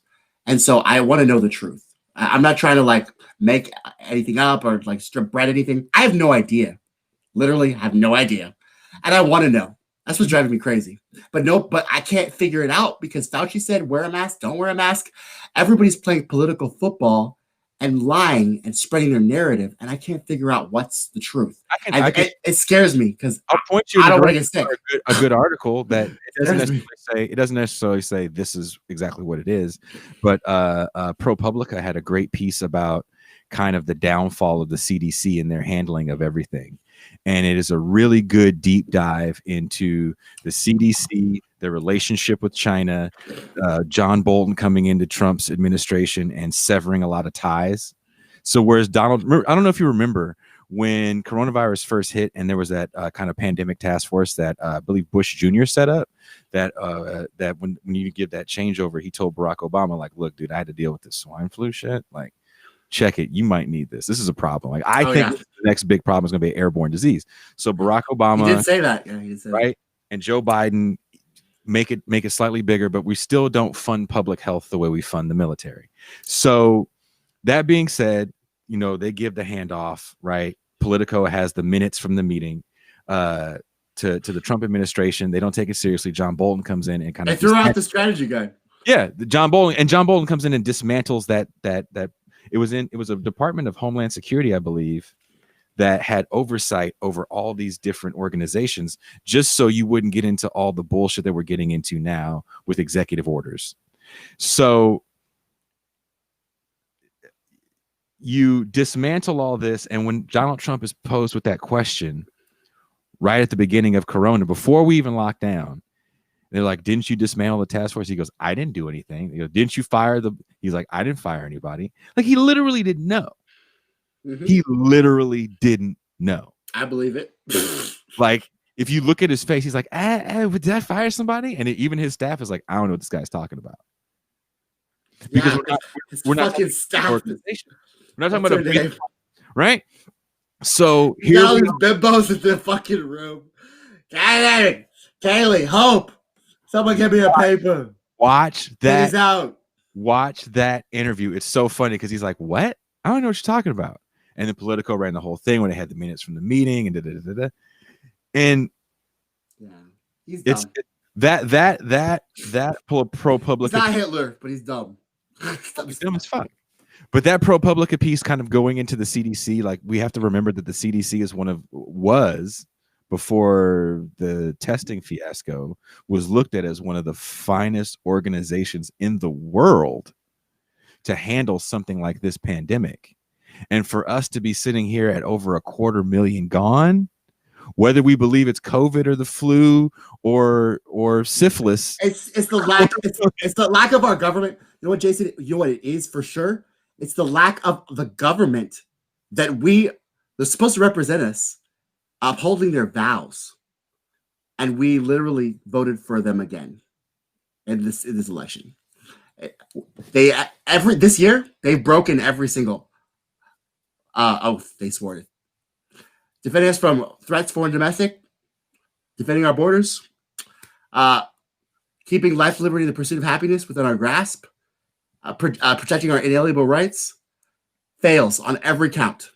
This year, 2020, we decided that none of that matters, and we're going to still participate in bandwagon mentality and the conventional wisdom and the social norms. No matter what, us be damned, our health be damned. Well, we're blue or red. Blue or red till death. I don't think it's that simple, because it's also like, well, what are you going to do? You're going to vote green? You don't think a lot of things are simple, do you? You keep saying it's not that simple, is it? It is, though, Jason. It's not that simple. That's what I like about conservatives. Sometimes it is simple. Okay. It's just not that simple to be like, because I know sometimes Benghazi. I had the Green Party people on my show, Howie Hawkins and Angela Walker. I love Angela Walker to death. I think she's an amazing person. I really wish she would stay in politics. I think that's the woman that gives you some real deal fundamental change. It's a woman like Angela Walker. Really? Okay. Oh man, I've heard her speak one time. I wasn't electrified, but I'm gonna have to get more into that. Oh. I love Nina Turner. She does it for me. She's not like Nina Turner. She's not a gospel preacher like Nina Turner, but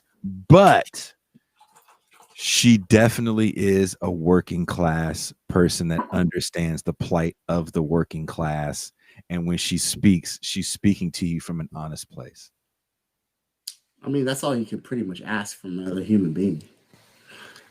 So when you hear her talk, you're like, oh man, you should do something. Like, I talked to her off air and I was like, Angela, when this is all over, can you at least, she looked at me, she was like, I'm not fucking with y'all. I'm not fucking with y'all.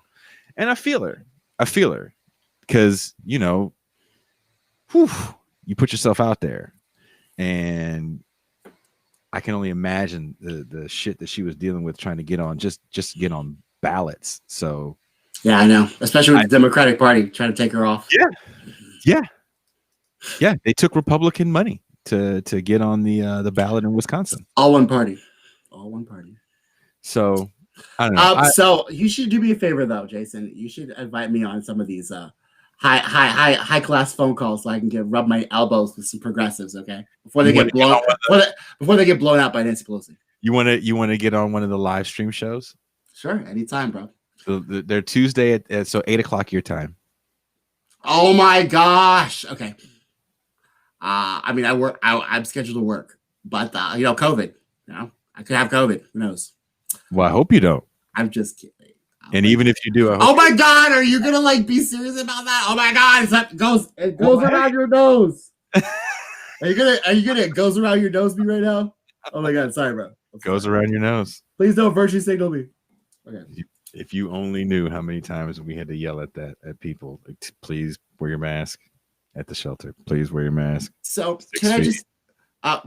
I just want to, okay, so because you're willing to talk to me about this, so now I'm curious and I'm asking all kinds of questions, even though you told me to stop earlier. I'm sorry, but I have questions. Okay, so what do you think about this? So I understand the COVID virus is a contagious virus. It's airborne, and masks help. Okay, masks are great. I'm not fighting against the masks. I just want to ask. So this mentality that it's now created, though, where the masks are involved, and now the Karens that existed before now have mask power. They have mask duty, along with other duties. They have Yelp duty, Amazon.com duty. Now they have mask duty, right? So how many fucking black people are gonna fucking get killed by police now that the masks are?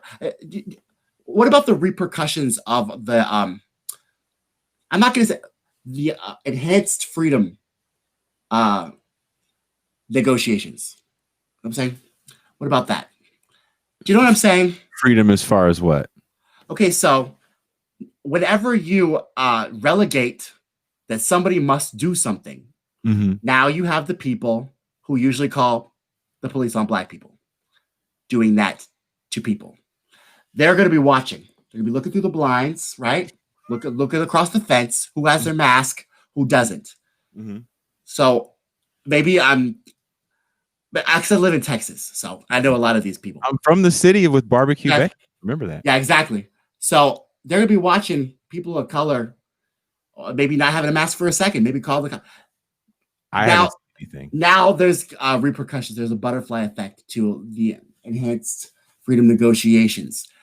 So that's my whole. What are you concerned about that at all, or are you just strictly, this is what we have to do, and side effects be damned? Am I concerned that a white person is going to say you have a mask on? I think you're robbing me, or I mean that's just one of them. Like the government can lock you up for fucking opening your hair salon now. The government can what they have their mandates, and if you don't proceed to society's mandates, then you're shunned from society, right? So now it's a social.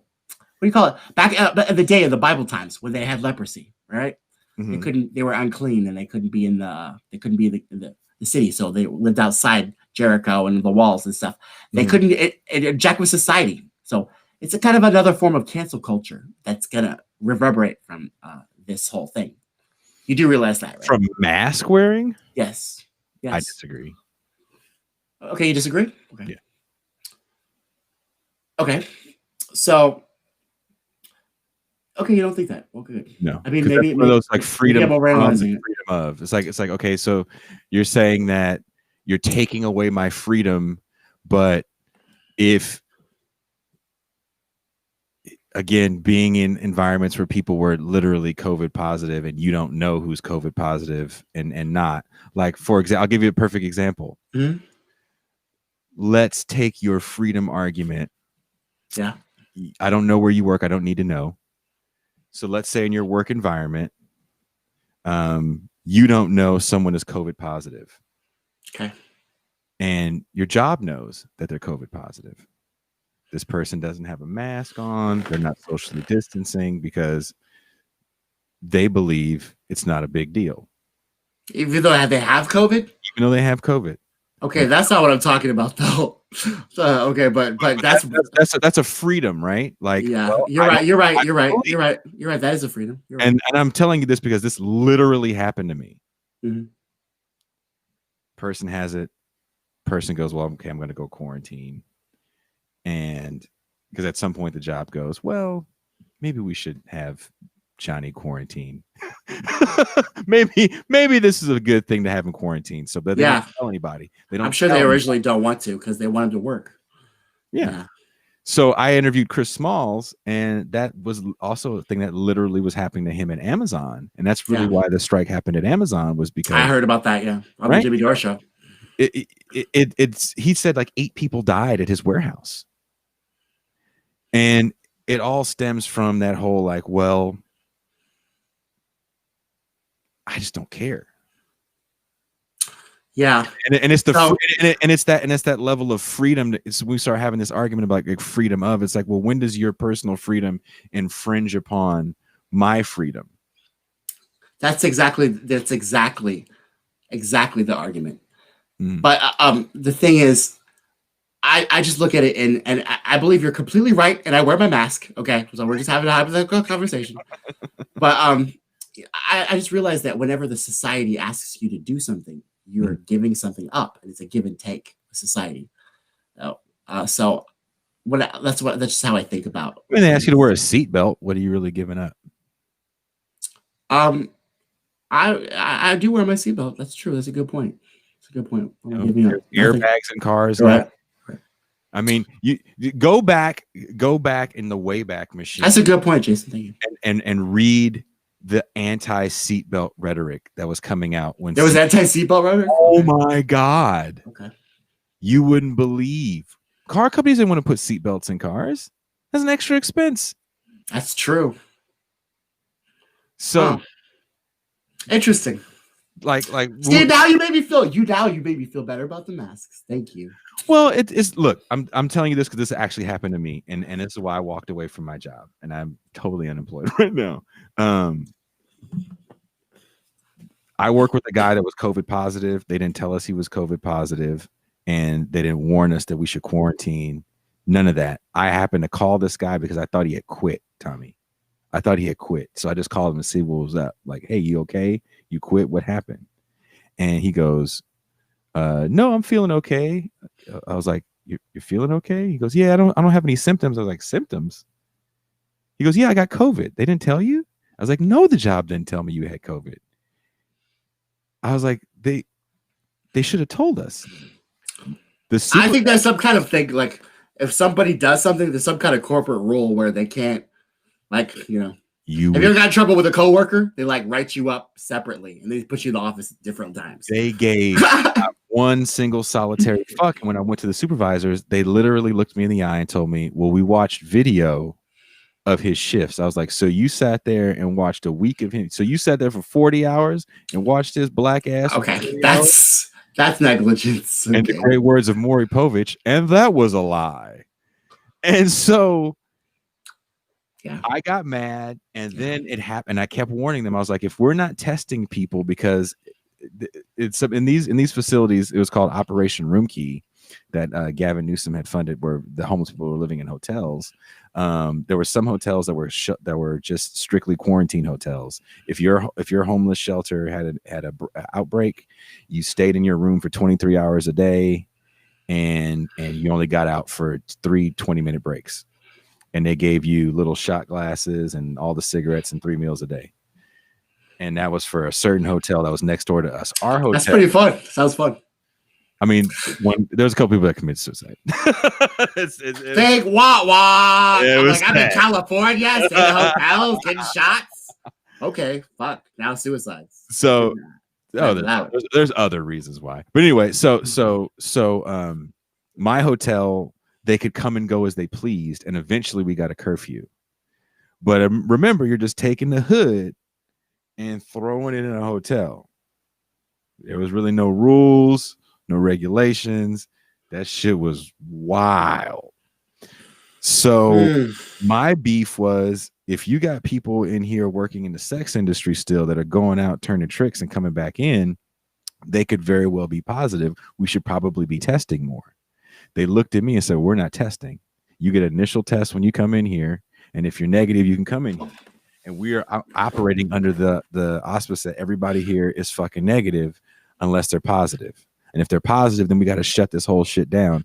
And bitch, we're making too much money and we're not shutting shit down. There you go with the money. So we had an outbreak where there was a team of older women that cleaned the rooms because you had to take in the most vulnerable people. So there's a lot of people like no legs, couldn't walk and all this shit. And so those people ended up getting COVID because again, they weren't testing and they didn't have a really good PPE. And I was like, I warned you about this. You guys don't care about anybody here. You've had multiple people with scabies. You got multiple issues with fucking fleas and bed bugs because you just don't give a shit. And I'm going to the press. Did you? Yep. Right. Of course. And then hopefully the press wasn't like, oh, well, it's Nancy Pelosi. And you see she's wearing a scarf. So it's Joy Reid Day at MSNBC. Local news did a little feature, but, you know. Thank God for local news. LA Times. I have connections at the LA Times, and there were some people that wanted the story, but just other shit kept happening. Trump kept talking. I mean, that's the thing about the money. Now, it's like, it's just, people don't want it to end. And that's why okay, so you maybe feel better about the masks. I still, the vaccine, though. Like, that's scary.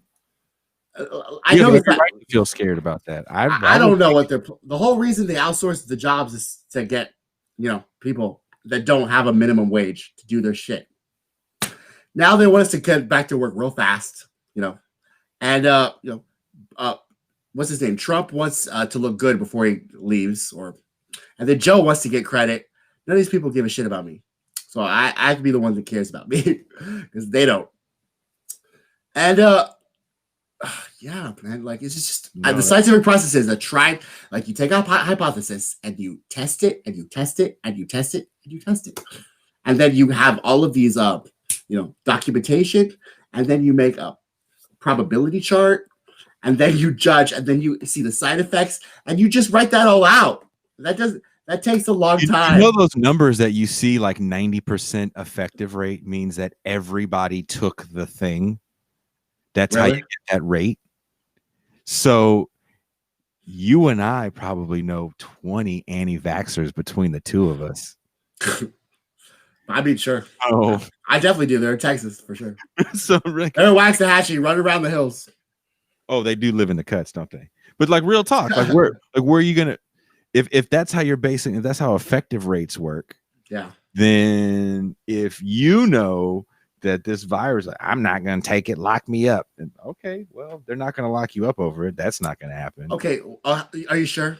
Yeah. Because what's that? Health czar in Massachusetts said he wanted to make it a mandatory vaccine, which is the first time I've ever heard about a mandatory vaccine before. Like I know it's like to get to school, whatever, you have to do that. But to like just mandatory, that's the thing. People are saying language that scares me too.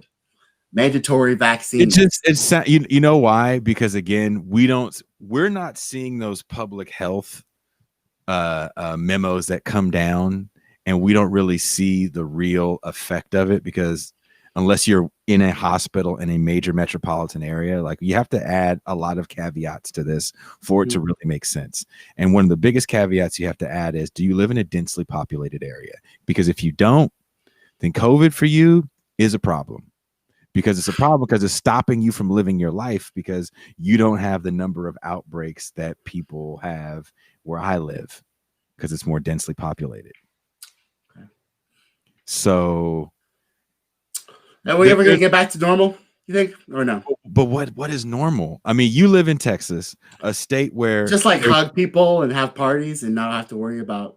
I mean, there's the police.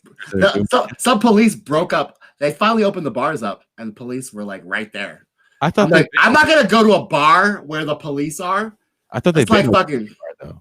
Huh? I thought they've been open where you are. No, Governor Abbott's a waffler. He just fucking okay. So now he says that we're not gonna close, but before that he put it down to 25% at a bar. Like nobody went. So that the bars, most of the hole in the wall bars, they just closed down because they went bankrupt. And then now he's saying it's us. He was saying it's 50%. Now we're at the second wave. So I'm just repeating everything they're telling me. I don't know what any of this means. I can tell you what I saw here. San Francisco's just on the other side of the bridge from me. And I went there to go actually see Shahid Buttar. And my brother manages a bar out there, and I was like, "Oh, your bar's open?" He goes, "Yeah, we're open." And what they did was a busy street called Valencia in San Francisco. They literally shut it down for so many blocks, and all the like bars and eateries on that street, and there's a lot of them, just kind of had sidewalk service. It was open. You know how they separated. It's everybody essentials. So walking in the middle of the street in this area that actually is a very lively area. It's full of different kinds of culture. It's great food. It was kind of cool. I can't lie. Like I'm walking around it, and me and Shahid, I was like, dude, I haven't really been out here like this. He goes, yeah, me neither. I was like, this is kind of dope.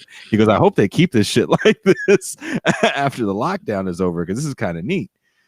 That being said, if I wasn't going to go see him, I wouldn't have been out in San Francisco. I'm not fucking around in them streets like that. I know. And see, that's what I mean by getting back to normal, is where you can see a beautiful town and go sightseeing and see go out with your friends, fireworks and campfires, and I think you can do that if you where you are. There's so much fucking open space in Texas, but I feel some of them open spaces may not be safe spaces for Black people. I mean, San Antonio, like, we're good. I got my brown people. Who? If I go towards McKinney or any of that shit, that's my guys. It's like I'm in fucking Mexico right now, San Antonio. It's not fucking mid Texas, bro. Waxahachie, it is Corsicana. I can show you all the cities. What is my own map? Saying, KFC, fried chicken, watermelon, din do muffins, we was Kangs, popping caps, Bix, nud. Is someone on the chat right now? I'm not even paying attention to the chat, guys. I'm so sorry. Kang din. I was having such an interesting conversation. Honestly, I love doing podcasts for many reasons. First of all, like, because these politicians are insane, but also like when you're like having regular conversations with people, they get so like they just break down and make it all personal and shit. God, it's so great. Well, so have a fucking conversation with people that aren't going to cry. When you talk about getting back to normal, I mean, remember, I was a musician and for 8-9 years. I was just always gone. Bro. I can listen to your voice all day. This hurts my soul, man. Like, I would have met you in your hood, not on the computer. True. So that Democratic convention was fucking. There's no way to describe it, but 90s version gay. That was gay. Oh my god, I'll never see a convention that gay before. Anyway, I'm gonna bring up the 90s back. That was gay, bro. Anyway, do you ever see Alpha Dog? That was like the spitting image of a 90s movie, and they say like the F word, the FAG word, like 500 times. That was back then. Everything was derogatorily homosexual. Based on a true story. That really happened. Dude, I'm sure it was. Really everything happened. Looked like it did happen in the 90s. Look up the real story about that guy, because I forget who. That's so sad. Yeah, he literally. The real story. Yeah, that really happened. It really happened. But look up the real story about the real person. You can find the pictures of the real guy too. Yeah, it's a fucked up story. That's LA though. I mean, it's not just LA, bro. It was the 90s. Okay. They were like, everybody was like, hey, come on, man. Don't you want to get fucking executed? Everybody's doing it. Okay, bro. I'll sit in the back. That's gay. Yeah, whatever. He's going to go execute me. We're going to hang out a bit. It's gay. Don't worry about it. Don't be a gay wad. I forget who that real person was, because they talk. I think that person's in Hollywood now still. I got to look up that. I forgot who that was. That movie. I mean, yeah. Really killed that kid. Movies like that, like Fear and Loathing, Pulp Fiction, and Alpha Dog. I'll never forget. Those are the movies that like I relate. Just put it that way. I hope you don't relate to anything in Pulp Fiction in real life. Sorry, bro. We're gonna save all of that for the next streaming. Okay. I hope there's nothing in your life that's happened to you like Pulp Fiction. I hope. Sadly, Sadly, I'm afraid not, bro. I'm afraid I lived that life. Except for the fucking thing in the heart. Nobody fucking did that. I don't snort heroin. I don't snort heroin. Snorting heroin? Snorting heroin? I don't know. First of all, out of all the drugs, heroin doesn't look fun. I don't understand why people do it. They pass out, they vomit on themselves, and they pass out. How is that fun? It's like Xanax. One time I took a Xanax for my birthday. I had Malibu rum and Coke, and I had a Xanax. Just that, okay? Because I was like 25. I was like, oh, I'm gonna take it easy. I don't remember what the fuck happened after I took that Xanax. Did you just go to sleep, or did you do crazy?